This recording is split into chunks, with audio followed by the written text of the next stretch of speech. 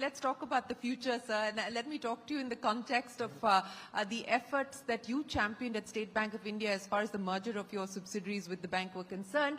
And today, you're not a regulated entity, so I would expect perhaps a much more provocative response from you.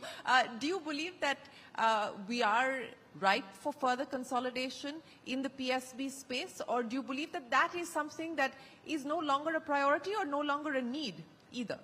No, actually, if you really look at it, today when it comes to the compliance cost is mounting every other day. That is one aspect. The second aspect is now with the DPDP Act coming into play, and the kind of obligations which are involved into the DPDP Act, an entity which is not big enough to really understand, comprehend and implement all those provisions, they might face challenge. So I think it is not a matter of size, big or small. It's a matter of understanding and comprehending, and also assessing the ability to be compliant. We have seen across the globe, there are many tech banks. They are very small in size, but they have got the ability to understand that compliance risk and handle that risk. So I think if at all an entity can assess the risk and handle the risk, they can have an existence. There is always a room for niche players. There is no need to merge everybody.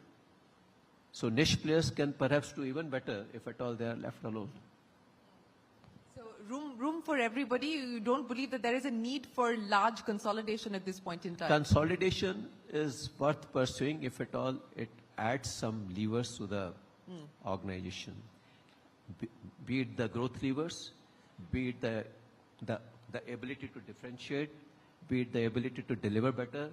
So unless and until there's a merit in the consolidation for the sake of consolidation may not really yield the desired results. Is privatization something that should be pursued or not be pursued? See, I would say that privatization or public sector, ownership agnostic, this is what I've always believed. We are owned to the extent of 56.92% by Government of India. But we are owned to the extent of 44% by international investor. Out of that, 12% are the international investor and the remaining are the domestic investors. So when we engage with our investors, we don't carry the mindset, though I have to repeatedly tell them that management or the efficiency is agnostic to the ownership. This has been my repeated phrase when I used to engage with our global investors. So I think it has nothing to do with the privatization or public sector.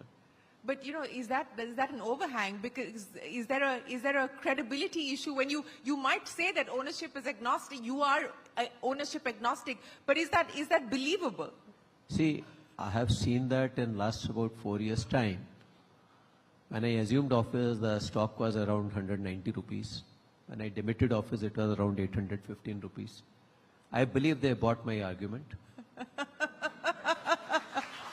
Yes, the market certainly seems to believe that argument, Mr. Khara. But since we are talking about the road ahead, we're talking about the future as well. You know, given the aspiration that we have, the first milestone that we hope to achieve is 10 trillion, and then of course a developed economy by 2047, which is the larger aspiration for the country. What is the challenge for India's banking sector to deliver on the promise of that kind of growth? Yeah, you rightly, because this is something which keeps on engaging the mind always. One, of course, to really achieve the kind of growth which we are aiming for as far as the GDP is concerned, we need to have the decent savings rate. We need to have the better input-output ratio, which means the productivity and the efficiency of the resources, the way they are being utilized. They need to be, I think there is a scope for improvement. And once we do that, and perhaps with the use of technology, we are in a position to improve the capital output ratio significantly. I'm sure this will go a long way in terms of giving the muscles to the economy, in terms of generating the kind of GDP which we are aspiring for. And of course, on the top of it, we have to identify the sectors which can actually be the lead sectors for the economy to grow. We have already seen that when it comes to the capacity utilization in the economy, it has improved. Government-led investment has actually shown the way for last 3.5, 4 years' time. We are seeing decent opportunity for the private sector investment also. Export, invariably, we have seen that when the economy moves from the current level to the next level where we aspire to be, export should actually become one of the leading sectors for the economy.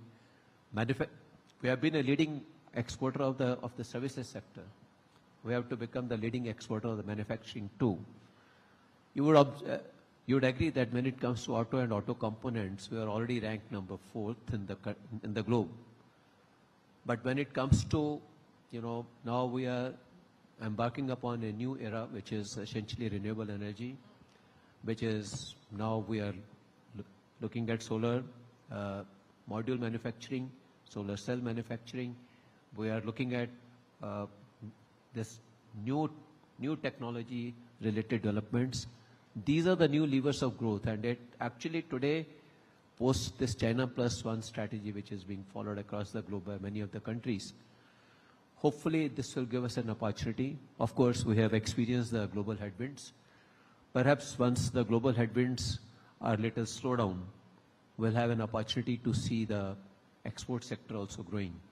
And with the export sector growing, I'm sure it will have a significant improvement in the employment conditions, which will actually give the fillip to the domestic demand as well. So I think all this will propel the country into the next orbit of growth.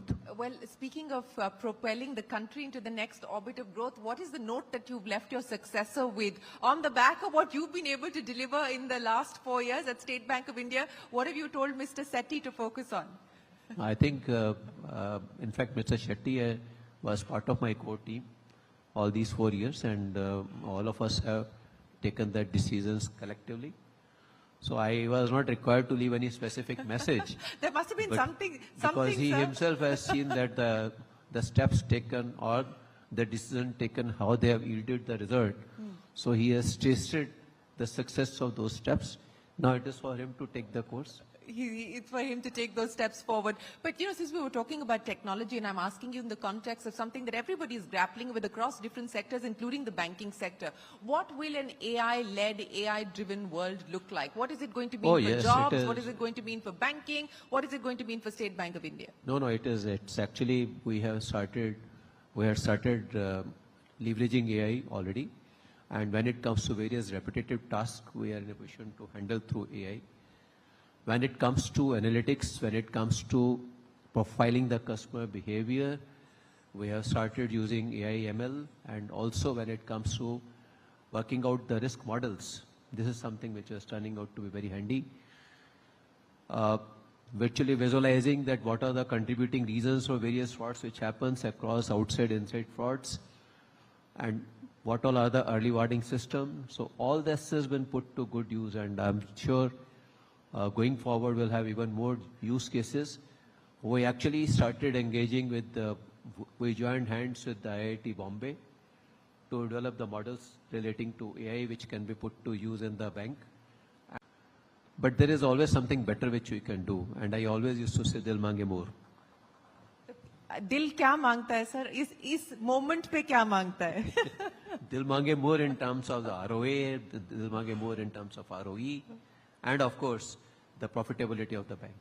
And where do you believe the profitability could be, given the many opportunities you spoke of? My very firm conviction was last year, though we declared profit about 61,000 crore. But actually we had made one-off provisions, which if at all we would have ignored those one-off provisions, the profitability was 83,000 crore. The bank had earned 83,000 crore profit. And I was aspiring to see the number of 1 trillion. So 1 trillion net profit. What? Sorry? 1 trillion net profit. 1 trillion net profit. That was the aspirational number that you were working towards, and left Mr. Sethi to deliver on. So let me end by asking you, sir, Delhi or Bombay? Dil mange? Maybe both. Maybe both.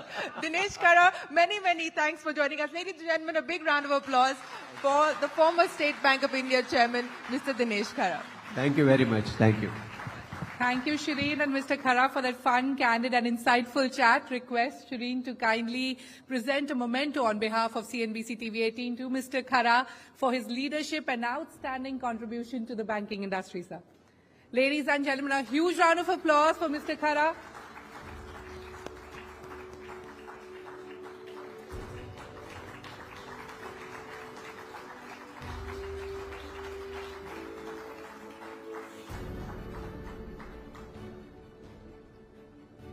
Thank you so much, sir, for joining us here tonight. Thank you, Shereen.